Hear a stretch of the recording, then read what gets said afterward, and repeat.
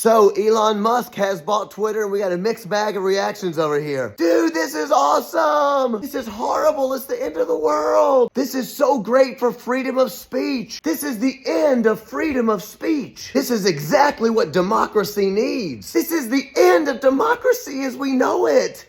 No one would make that connection. So, which one is it going to be? Now, here's the thing. Elon Musk buying Twitter, that's a rock star move. Can you imagine having so much money? One day you're like, I don't like the way that is. I think I'm going to buy it. That's pretty rock star. I'm just saying. And before somebody says, John, censorship is something the government does. They're a private company. They can do anything they want to do. Yeah, I get that. Cooper stuff is ignorant. While it is true that I am a little bit ignorant, in this case, I think we all know exactly what we're talking about. Plus, if that's the argument, then you can even make it for the left. Why is the left freaking out right now against the private company? Twitter can do anything they want to. We all know what we're talking about here. It is a culture of censorship where all the levers of power for culture are conjoined. Big tech, big media, big government, all on an authoritarian leftist agenda. To not only control the things that are acceptable to say, but to change the norms of what is acceptable to say and what is not acceptable to say. Nobody hates their lives being run by a bunch of elites more than I do. And I have no idea how Elon Musk is going to run this thing, but if we are to take him at his word, he says that this is going to open up more speech, not less speech. Now, is that a good thing or a bad thing? He tweeted yesterday something to the effect of, I hope the people that hate me stay on Twitter because that's what freedom of speech is all about. Now, I can absolutely agree with that. This is an important distinction. I've never once called for anybody to be silenced, canceled, taken off Twitter, to lose their job. People make fun of me, they make fun of my family, they make fun of my music, they make fun of my religion all the time. But I believe in free speech. You see, there are a lot of people that say we need unity in America, but what they don't understand is we're not going to have unity in America when we cannot agree on any ideals, morals, ethics. We can't even agree on a common history. We don't agree on what freedom exactly even is. There's a bunch of people freaking out on the left about this, even including some people I know. There's a Christian woman friend of mine that's saying, we got to boycott Twitter. This is the end of democracy. I got a question. What's up? Why don't Christians understand that freedom of speech really, really matters for us? And if we support the mob going after other people, it's going to turn around. The mob's going to come after us. Because Christians love other people. And I guess the right thing to do has to be supporting them while they are trying to silence us. Huh? Why is she saying that? Check out this guy.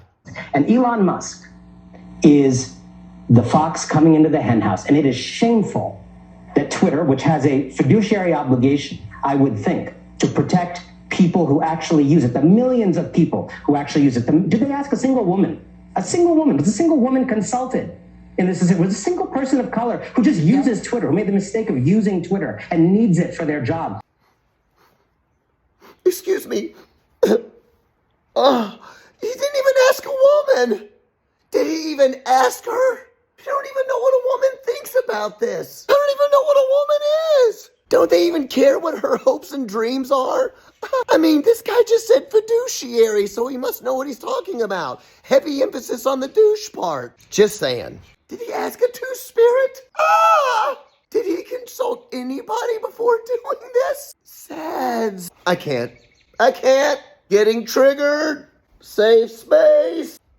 Here's the simple definition of these two different ideas of freedom. The right generally believes in the idea of equality under the law. That says that everybody gets treated the same. And yes, freedom always comes with responsibility. There are some things that you cannot do in public because they are not freedom, they are licentiousness. For instance, we have rules on TV of things that you cannot say, things that you cannot show. But the new left's idea of freedom is different. It is the freedom to reach a kind of utopian equity, where everybody has equality of outcomes. And the only way to do that is to give uber rights to some people. All that I mean by uber rights is this, is that some individuals have more rights than others. In order to reach equitable outcomes, there are supposed marginalized people in our culture. And to make sure that their outcomes equal majority culture, they have to be given uber rights, so you cannot say anything against them. They have to be given special consideration. Did they even consult a woman about this? Why? Because it might impact them differently. So freedom doesn't become something that we're treated the same under the law. Freedom becomes an issue of the impact of your speech. It's the reason that Nick Cannon, who is a black man, can say that white people are closer to animals than black people. And 6 months later, he can have his job back and be on TV again. Why?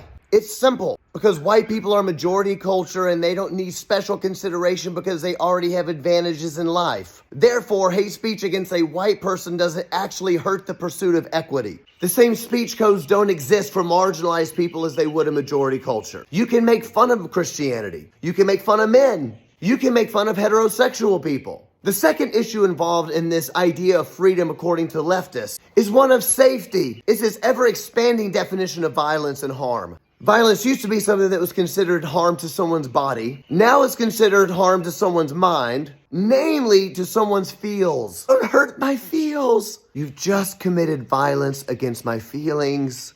Be nice. Be happy. Empathy. Words become weapons. Speech is violence. This is the reason that the right and the left do not even agree on what freedom is. It's the reason why some say it's going to help democracy. Some say it's going to actually hurt democracy. There is no such thing as utopia. And the idea of a universal equity is a complete myth. But you see, these leftist idealists are truly arrogant enough that they think they can engineer it from the top down. They believe that they are our utopian betters. They actually think they are more evolved than us, and through special knowledge, they can lead us into this perfect world. Incidentally, it is not a new idea that some people think through special knowledge they are going to lead us from this physical world of evil into a utopia of paradise. It's called Gnosticism. Which I guess is a reason that a lot of Christians are fooled by it. I think I'll take my chances on my own. Yeah, I don't think I'm gonna let you be my God today. Already have a God. He reigns above everything, so. And what the new left wants is not actually unity, it is uniformity. It is the reason they are cramming down their authoritarian ideas onto everyone else, and if you disagree, they'll yank you off of Twitter. It's the reason that Neil Young, who wrote Keep Rockin' in the Free World, is wanting Joe Rogan stripped off of Spotify. In Neil Young world, he's actually doing the true freedom up in here.